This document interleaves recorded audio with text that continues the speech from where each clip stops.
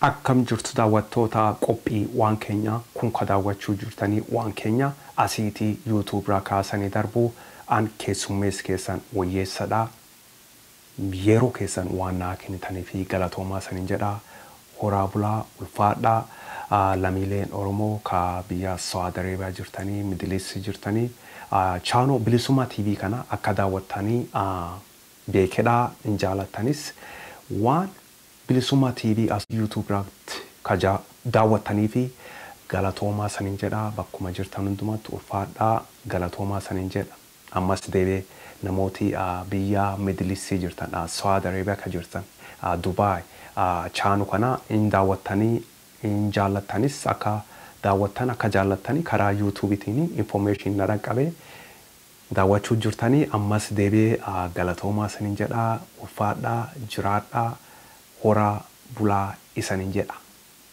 Tolega qophii waan keenya waan baqattoota Liibiyaa keessaa lamiilee kiristaana ka ta'an 28 namoota dhalootanii Itoophiyaa namoota Itoophiyaa ka ta'anii warrooti ISIS jedhan ijjeesaniidha.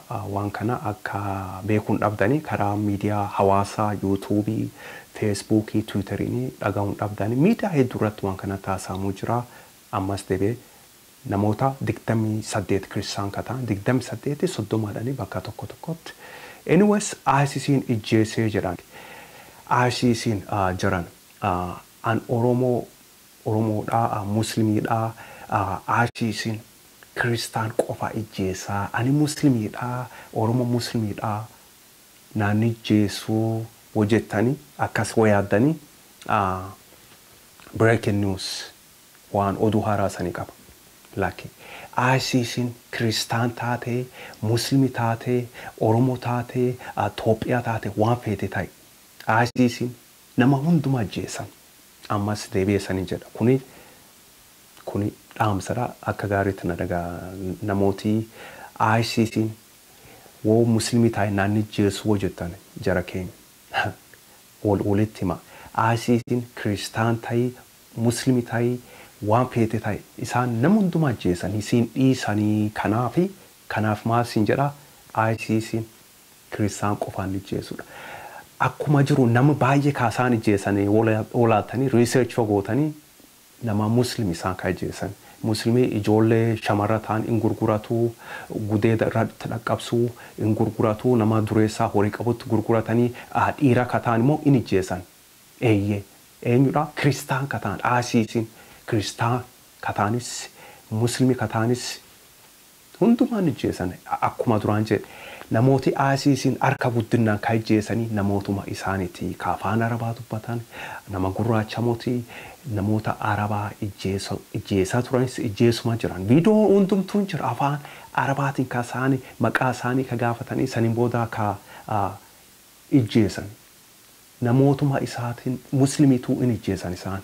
Kanaaf ammas deebi'ee ammaa sanin jedha ISISiin naan tuquu ani Musliimiidhaa yookaan Oromoo Musliimiidhaa wottee Itoophiyaa Musliimii ofiin jettee Kiristaan ta'e waan feete hotaatee ISISiin isaan dhiisuu isaan ijjeesaa kana beekaa sanin jedha. Mootummaan Itoophiyaa akkuma beektanii namoota Oromoo ta'anii Yemenis ka jiranii bira dhaabbachuutti jiranii qarqaaruutti jiranii lamiilee Oromoo ka ta'an Yemenis keessas ka jiran mootummaan Tigree adda bilisa baasaa uummata Tigraay qarqaaruutti jiru biras dhaabbachuutti jiran Yemen, South Africa, Libya bakkuma jirtanitti ofii eegadhaa sanin jedha. Mootummaan Tigree kuni isaan bir dhufee isaan in qarqaaru waan tokko isaan hin godhu isaan in eegatinaa isaaniin jedha. Akkuma duraan jedhe namoota South Africa ka jiranii in beennuu isaan in fudhannu namoota Oromoo ta'anii warri miseensa ABO'tiidha OLF'dha jedhee mootummaan Tigree adda bilisa baasaa uummata akkasii dubbatee jecha dhagaa'edha.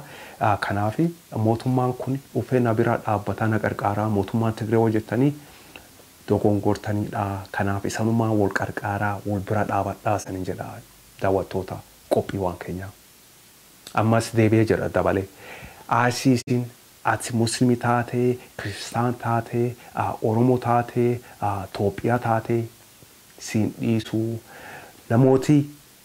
namooti biyya keessaa kan jirtan immoo biyya Arabaa deemee yookaan Liibiyaa deemee achiin gara Italy Euroopi seenee yookaan Ameerikaa dhufaa yookaan Kanaadaa dhufaa asoo dhufee naa darbaa jettanii itti herregaasan jedha. Kanaan waan kan irraa haasa'us dhugaan feene garuu ammas deebi'ee jedha. Saudi Arabia irraatii hin baranne ani waan jedhu hin beeku dhugaa.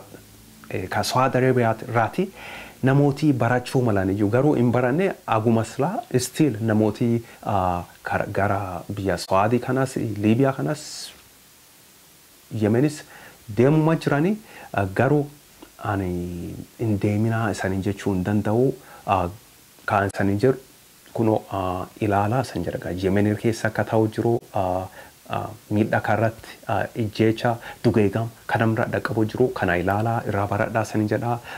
Karaa Liibiyaallee ni baanettanii kunoo nama qalaniidha aasiisiin taa'ee nama eegata nama ajjeesu kana beekaa san jedha. Saawuz akka deemna ottanii achis kunoo isanii peenuu nurraa baa waan baane isanii ijjeesnaa akkuma aasiisii sun jechuudha. Tokkotu jechuudha. Biyyatti riin nagaa baane kun akkuma agartanii adda bilisa baasaa uummata Tigraay kun nama hidhuu jira, tumuu jira, kanatti ta'uu jira. Everywhere bakkuma deemtan hundumatti kun rakkin akkasii jira. Anyway, of eeggadhaa san jedha ammas deebi'ee namooti gara biyya Saudi Arabia deemnaa, Yemenii deemnaa, Liibiyaa deemnaa ammas deebi'ee jedha. Naa darbaa Ameerikaa dhufuu fedhaa maal jettanii of eeggadhaa san jedha. Lafeetan deemuu mirga qabdanii ani san dhowwuu hin danda'u ani gorsa walaaluu asiinis laalee achiin walaaluu waan gaarii arguutti hin jiru gurris waan gaarii na dhagaa'utti hin jiru rakkoo malee waan poozitiivii homaa soofaa waan nan argin jiru. Kanaafi of eeggadhaa saniin jedha yeroo keessan immoo waan naa kennitanii fi galatoomaa san jedha namooti lamiileen Saudi Arabia kan jirtanii jabaadhaa ufaadhaa horaa bulaa san jedha waan daawwattanii fi qophii bilisummaa TV asii waan keenya show YouTube irraa waan daawwattanii fi galatoomaa saniin jedha nagaatti naa jiraadha.